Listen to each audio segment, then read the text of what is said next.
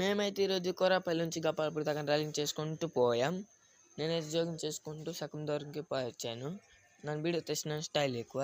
నన్ను అయితే వెనకాల వదిలేసి వాళ్ళు అయితే ముందుకు పోయారు. నేనైతే వాళ్ళ దగ్గరికి మళ్ళీ చేరుకున్నాను. నన్ను వాళ్ళకైనా ముందుకు పోవాలనుకొని చూస్తే మళ్ళీ నన్ను వెనకాలే వదిలేశారు. చూడండి, వాళ్ళు ఒకళ్ళు వెనకాల ఒకరు ముందులో అవుతున్నారు, నేనే ముందుకు పోయాను. ఫైనల్లీ సత్యనారాయణపూర్ కాళీ మందిర్ దగ్గర నుంచి మళ్ళీ నాతో కలుసుకొని మళ్ళీ పరిగెట్టినాళ్ళు.